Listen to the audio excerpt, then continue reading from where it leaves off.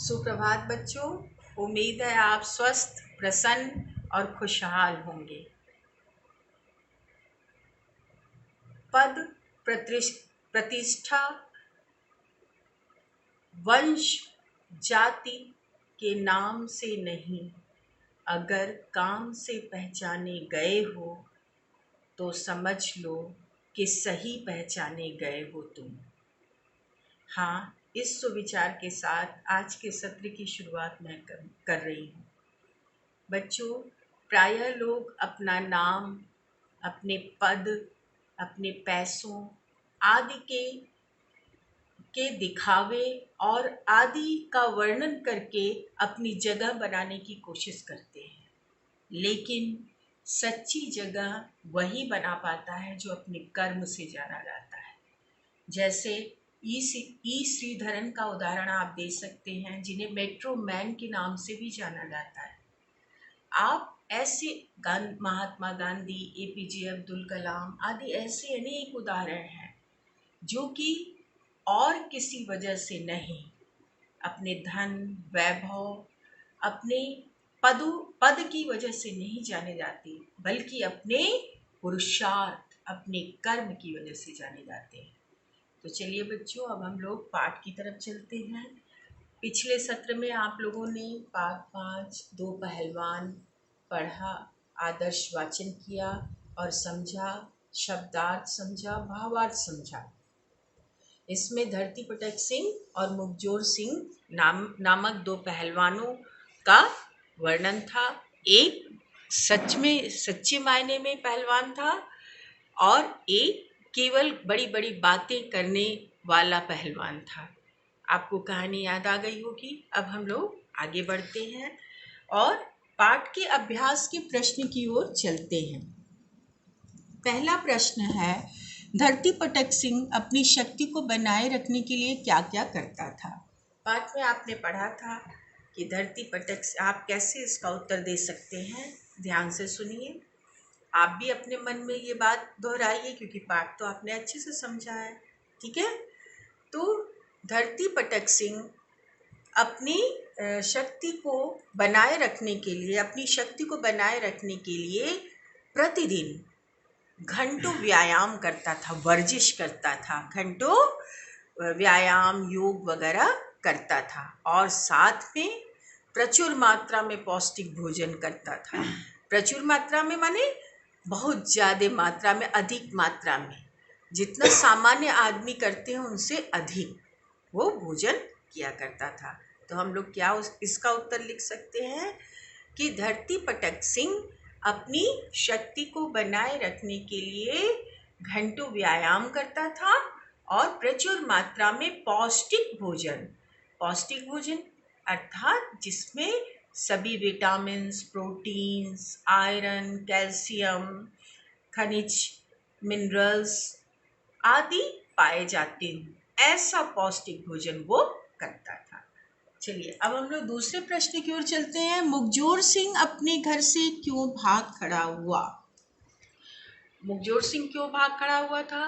क्योंकि वो धरती पटक सिंह से डर गया था। तो इसको हम लोग कैसे लिखेंगे? जब धरती पटक सिंह की ललकार को माने जब उसने ललकारा कि आओ हमारे साथ आमना सामना करो, मुकाबला करो, तो धरती पटक सिंह की ललकार को सुनकर मुखजोर सिंह अपने पिछले दरवाजे से भाग खड़ा हुआ। क्यों भाग खड़ा हुआ? क्योंकि वह वास्तव में कमजोर था और धरती पटक सिंह से अंदर ही अंदर डरता था। वो केवल गप्पे मारने में तेज था। ठीक है, अब चलिए हम लोग तीसरे प्रश्न की ओर चलते हैं। मुखजोर हाथी को आंगन में गिरा देख माँ ने क्या कहा? जब धरती पटक सिंह ने हाथी को आंगन में उछाल दिया तो आंगन में हाथी के गिरते ही माँ और पुत्र यानी मुखजोर सिंह की पत्नी और मुखजोर सिंह का बेटा दोनों हैरान और घबरा भी गए, हैरान भी हो गए और परेशान भी हो गए। लेकिन माँ ने बड़े साहस के साथ और बहुत बुद्धिमानी का परिचय देते हुए क्या कहा? ये कहा कि बेटा पिताजी को आने दो, तो वे इस पागल आदमी को अच्छे से सबक सिखा देंगे। तब तक तुम इस चूहे को झाड़ू से झाड़कर किनारे कर दो। यही कहा था ना। तो ये वाक्य हम उसको यहाँ पर लिखेंगे। ठीक है। चौथा, मुखजोर सिंह ने अपने बेटे को नदी में फेंकने की बात क्यों कही? मुखजोर सिंह जब आया वापस लौटकर और अपने बेटे से पूछा सारा वाकया क्या हुआ, तो जब उसके बेटे ने उसे बताया तो मुखजोर सिंह को गुस्सा आ गया। तो मुखजोर सिंह ने क्रोध में आकर अपने बेटे को नदी में फेंकने की बात की थी। और क्यों की थी? क्रोध में आकर, ठीक है, अपने बेटे को नदी में फेंकने की बात की। अब चलिए आगे। पाठ के आधार पर उचित शब्द छांट कर रिक्त स्थान भरिए। आप लोगों ने पाठ को ध्यान से पढ़ा है और आपके सामने ये रिक्त स्थानों की पूर्ति करने के लिए कुछ वाक्य दिए हुए हैं और सामने कोष्ठक में 2-2 शब्द भी दिए हैं, जो कि आपको आसानी होगी आप उन खाली जगहों को भर सकें। उन 2 शब्दों में से कोई एक उचित शब्द ही भरना है। चलिए अब हम लोग देखते हैं पहला शब्द क्या हो सकता है। 2 नामी तीरंदाज थे, तीर चलाने में माहिर नहीं, पहलवान। 2 नामी पहलवान थे। मुखजोर सिंह को कभी किसी ने क्या नहीं करते देखा? युद्ध की कुश्ती। पाठ में कुश्ती का वर्णन है, युद्ध का नहीं। तो कुश्ती लड़ते नहीं देखा था। धरती पटक सिंह ने खाली जगह में रुककर एक ढाबे पर खाना खाया। भवन माने किसी भवन में या घर पर तो नहीं, रास्ते में। कहाँ पर रुका? रास्ते में रुककर एक ढाबे में खाना खाया। मुखजोर सिंह का बेटा खाली जगह था। क्या था? डरपोक था कि बुद्धिमान? बुद्धिमान था। मुखजोर सिंह का बेटा क्या था? बुद्धिमान था। जैसा कि आप लोगों ने पाठ में ये जाना कि मुखजोर सिंह का बेटा और पत्नी दोनों ही चतुर भी थे और बुद्धिमान भी थे। अब हम लोग पाठ में अगले प्रश्न की ओर आते हैं। कहानी में जो भी घटनाएं हैं, जिस क्रम में घटी हैं, उस क्रम में उन घटनाओं को क्रमांक दीजिए, माने संख्या लिखिए आप इस पर। तो सबसे पहले क्या हुआ था? सबसे पहले आप यहाँ से कह सकते हैं कि धरती पटक सिंह ने तालाब पर पानी पिया। पहले वो पानी पिया, फिर उसके बाद कहाँ गया? उसके बाद फिर धरती पटक सिंह कुश्ती लड़ने के लिए मुखजोर सिंह के घर पर गया। तो पहले रास्ते में उसने क्या किया? धरती पटक सिंह ने तालाब पर पानी पिया। फिर धरती पटक सिंह कुश्ती लड़ने के लिए मुखजोर सिंह के घर गया। फिर मुखजोर सिंह धरती पटक सिंह की आवाज सुनकर भाग खड़ा हुआ या भाग गया। जब उसने ललकारा तो वो भाग गया था। और फिर चौथा क्या हो सकता है? चौथा है मुखजोर सिंह के बेटे ने कहा कि उनके आंगन में किसी ने चूहा फेंका है। ठीक है, इतनी बात समझ में आई। चौथा, ये क्रम आपकी कहानी से यही सटीक बैठता है और आप इसी को लिखेंगे। फिर अगला 5वां क्या हो सकता है? मुखजोर सिंह के बेटे ने पेड़ को दातुन बताया। आपको याद होगा कि धरती पटक सिंह ने क्या कहा? खजूर के पेड़ को उखाड़ते हुए क्या कहा था कि मैं एक छड़ी लेकर, ये मुझे छड़ी की जरूरत थी इसलिए मैं ये ले जा रहा हूँ। खजूर के पेड़ को उसने छड़ी बताया था। और उसके बेटे ने बुद्धिमानी पूर्वक क्या कहा कि माँ देखो, ये हमारे दातुन को उखाड़ करके ले जा रहा है। उसने और भी छोटा उसको बता दिया। ठीक है, तो ये आपका ये वाला है 5वां नंबर। और 6ठा नंबर है धरती पटक सिंह भाग खड़ा हुआ।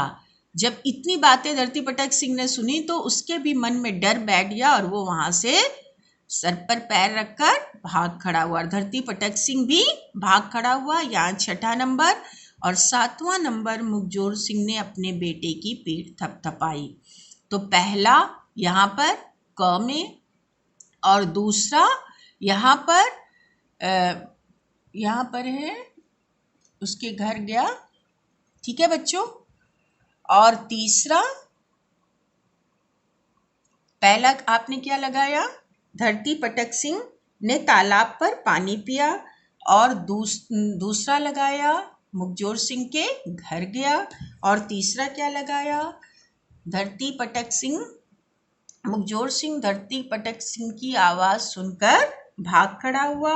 और चौथा, जब उसके बच्चे ने कहा था कि माँ देखो, मुखजोर सिंह के बेटे ने कहा कि आंगन में किसी ने चूहा फेंका है।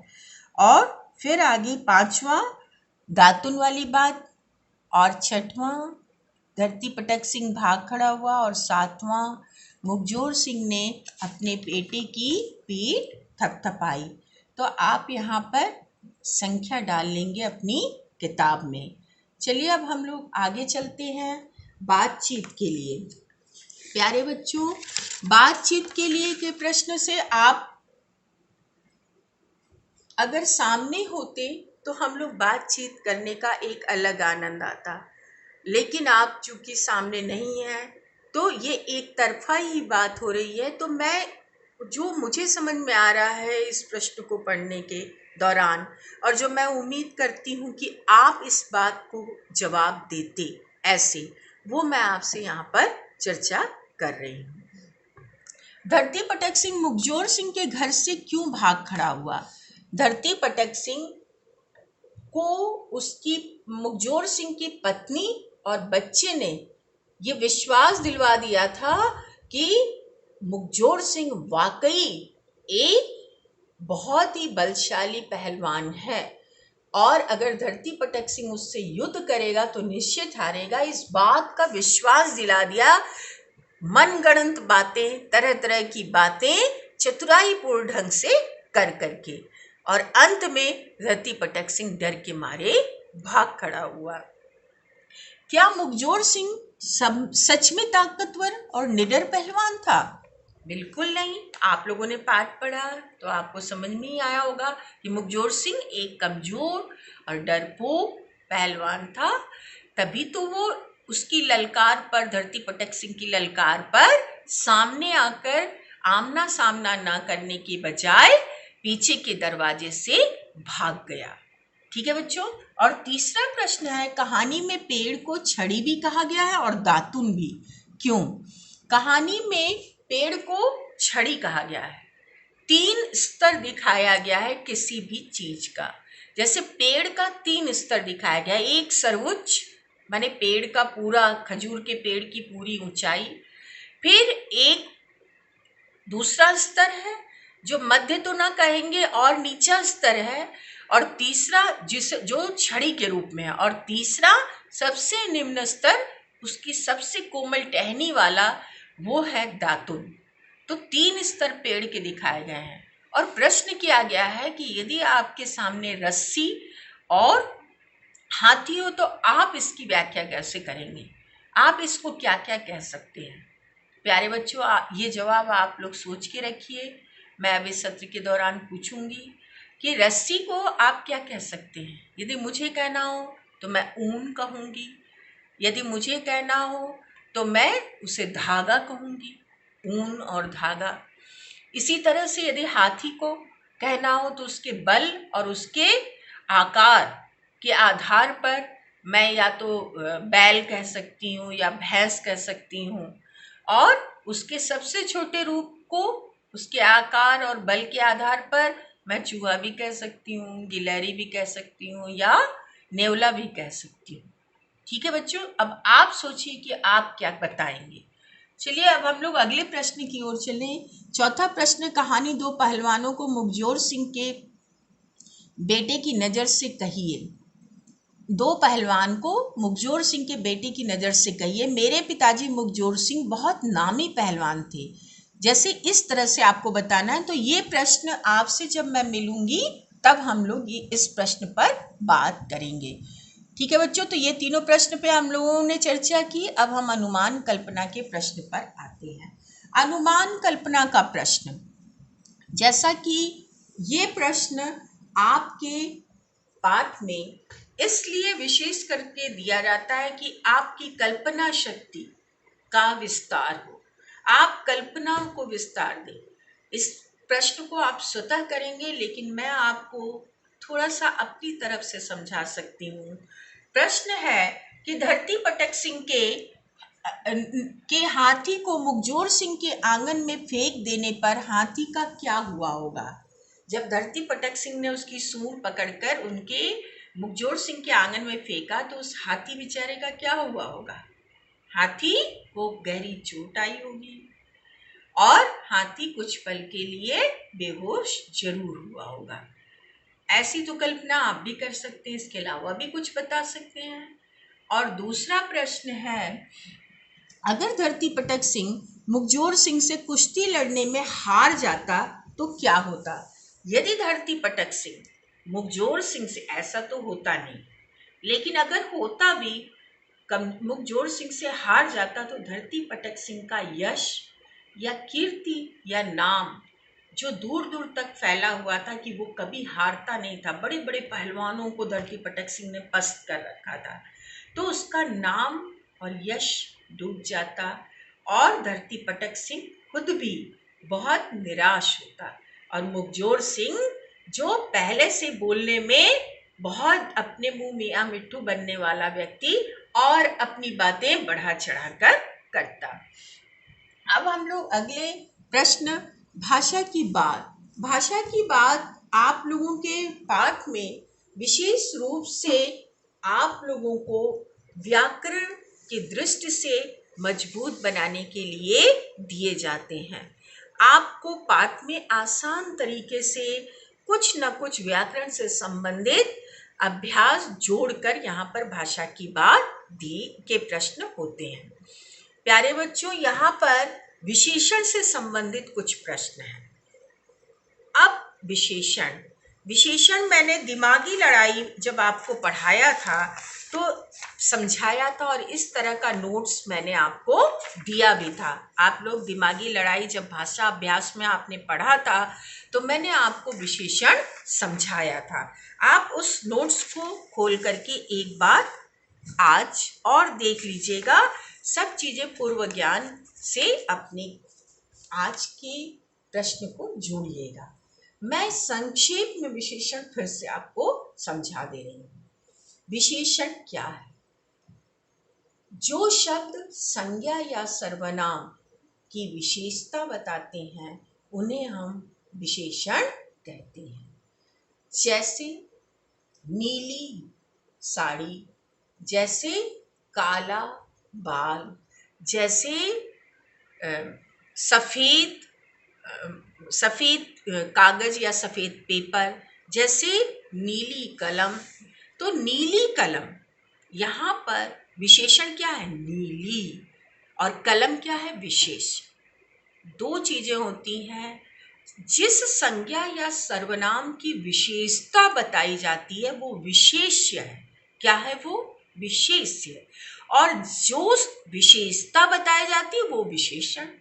जैसे कलम एक संज्ञा है, इसकी क्या विशेषता बताई जा रही है?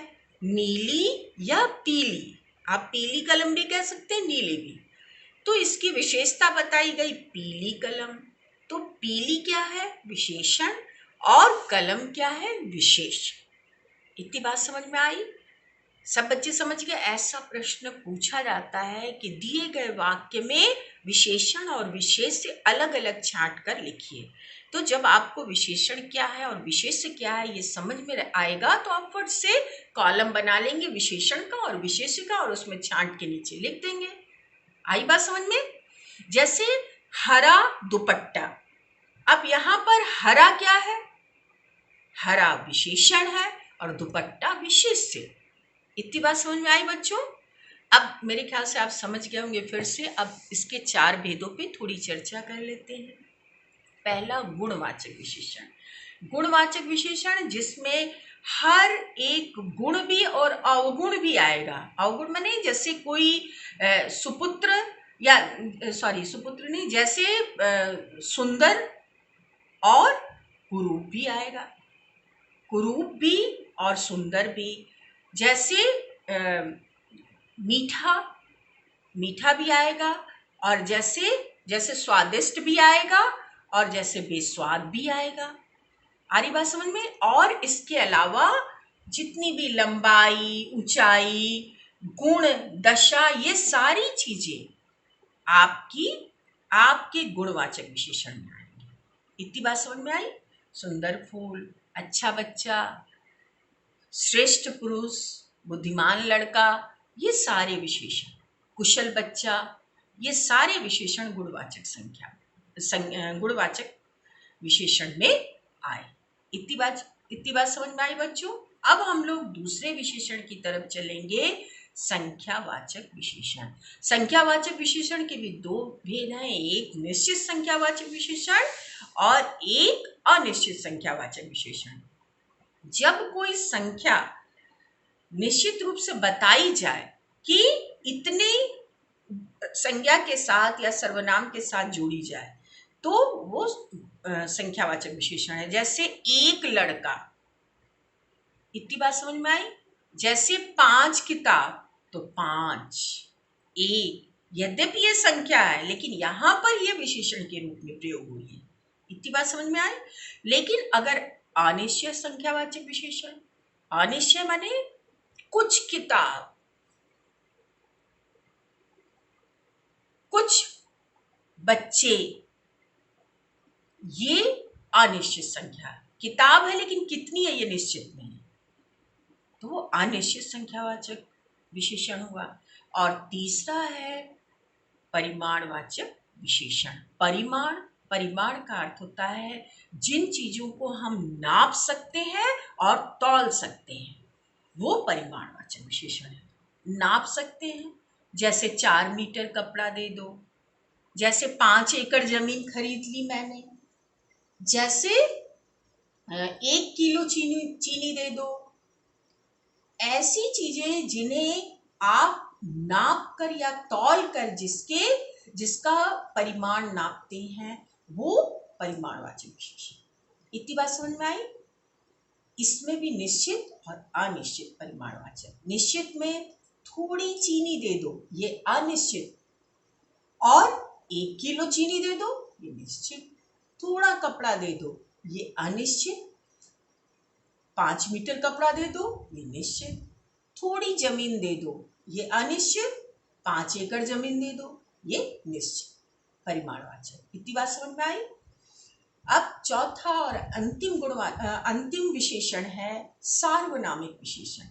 सार्वनामिक विशेषण वो उस विशेषण शब्द को कहेंगे जो सर्वनाम होते हुए भी एज ए विशेषण या विशेषण के रूप में प्रयोग होते हैं। ये संज्ञा के पहले लगते हैं। ठीक है? इतनी बात समझ में आई? संज्ञा के तुरंत पहले कुछ सर्वनाम शब्द विशेषण के रूप में प्रयोग होते हैं, जैसे वह सीता आ रही है, या वह कलम रखी हुई है, ये लड़कियां हैं, ये लड़कियां आ रही हैं या जा रही हैं।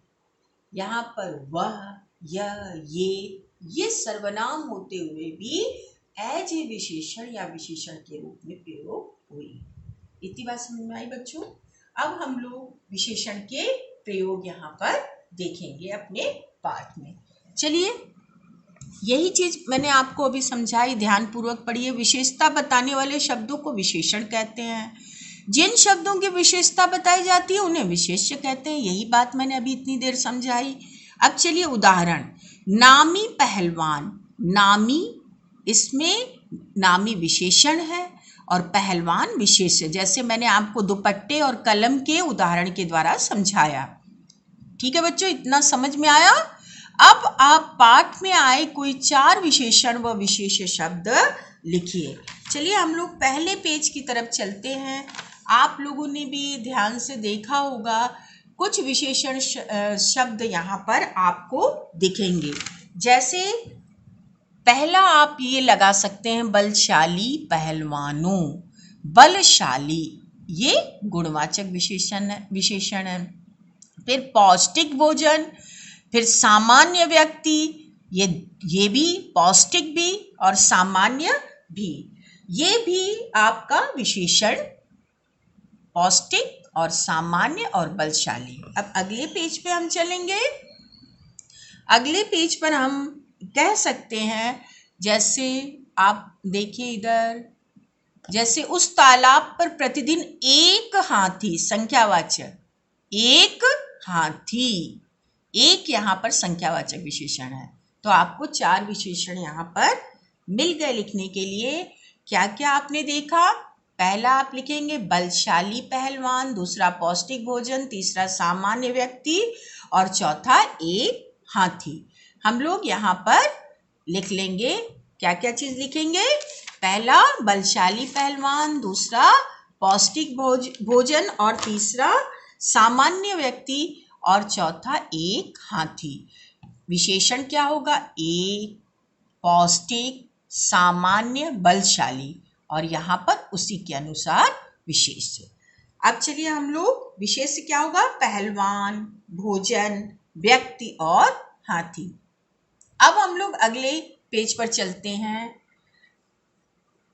पाठ में से इन शब्दों के समान अर्थ वाले शब्द ढूंढकर, समानार्थी शब्द या पर्यायवाची शब्द। प्यारे बच्चों ध्यान से देखिए, हम लोग क्या क्या शब्द देख रहे हैं इसमें। जैसे सरोवर, याद आया होगा कि आप तालाब का प्रयोग देखिए कि तालाब पे जाकर उसने पानी पिया था धरती पटक सिंह ने।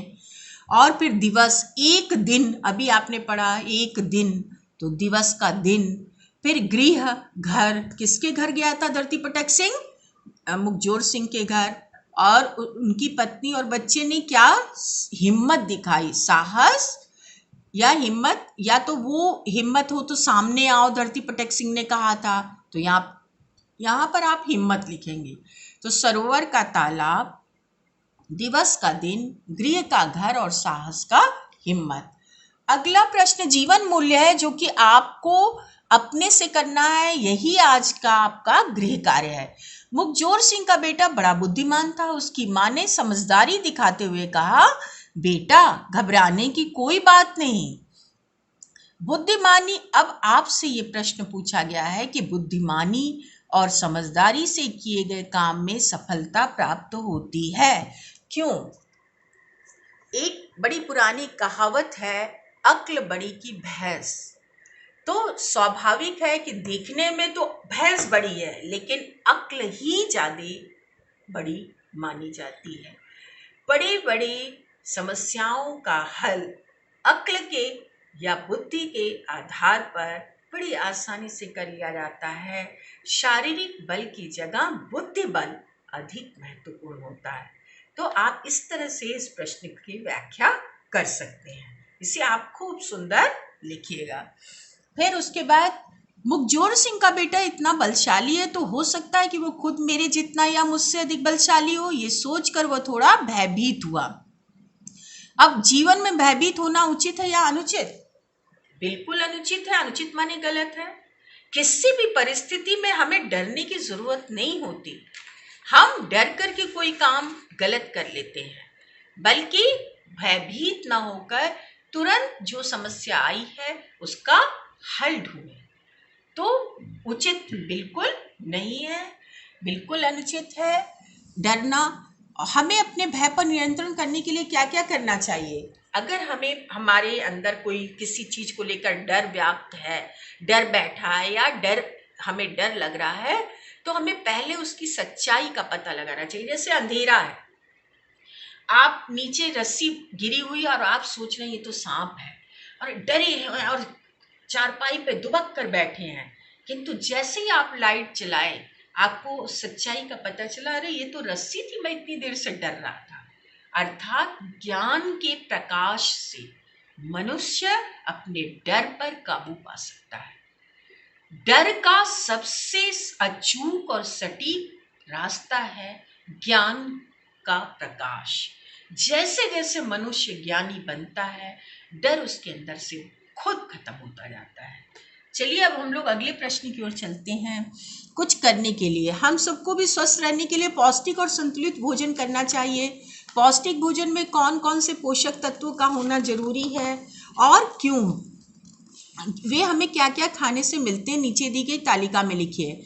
ये हर बच्चे की समस्या होती है कि अच्छी पौष्टिक चीज़ें खाने से जल्दी जल्दी भागते हैं वो, लेकिन ऐसा नहीं होना चाहिए। उन्हें पौष्टिक भोजन करना चाहिए जिसमें सारे विटामिन्स हों। विटामिन्स किस में मिलते हैं? विटामिन्स मिलते हैं फल फूल सब्जियों में, दूध में, ठीक है। अब दूसरी चीज, दूसरा आप क्या दे सकते हैं? मिनरल्स।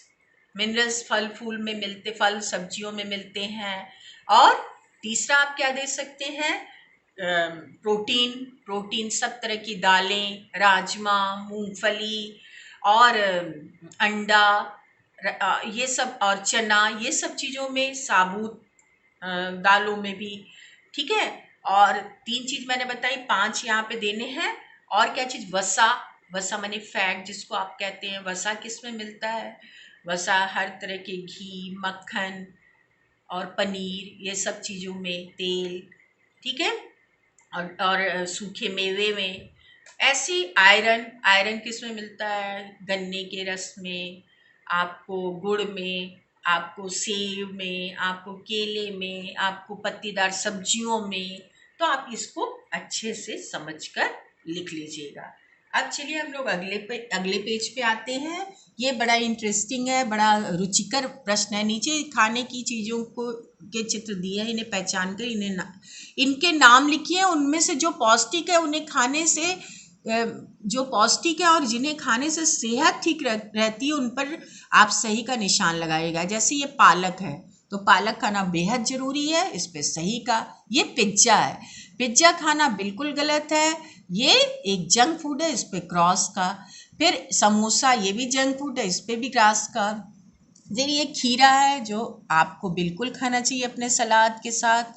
और ये कोल्ड ड्रिंक्स है, इसको बिल्कुल नहीं पीना है। घर में फलों का जूस बनाकर आप पी सकते हैं। ये अनाज है, अनाज खाना चाहिए, यहाँ पर आप राइट का निशान लगा लेंगे। ये पपीता है, इसको भी खाना चाहिए, इस पे राइट का। दूध बिल्कुल पीना चाहिए, ये राइट का। और ये गाजर है, इसे भी खाना चाहिए, राइट का। ठीक है, तो ये तीन जंक फूड है, इस पे क्रॉस का निशान लगा लीजिएगा। इसके साथ ही बच्चों, आज की आपकी हिंदी की पढ़ाई यहीं पर रोकती हूँ और आपको शुभाशीर्वाद देती हूँ। मन लगाकर पढ़िए, जो चीज़ें पढ़ाई जा रही हैं उन्हें दोबारा नहीं करवा पाएंगे, इसलिए कोई चीज़ छोड़िए नहीं, फटाफट करते चलिए। और जो भी आपको संदेह है पाठ से संबंधित, वो तुरंत पूछिए व्हाट्सएप मैसेज के द्वारा, चाहे मौखिक रूप में ऑडियो मैसेज कीजिए, चाहे लिखित रूप में। चलिए बच्चों, आप खुश रहिए।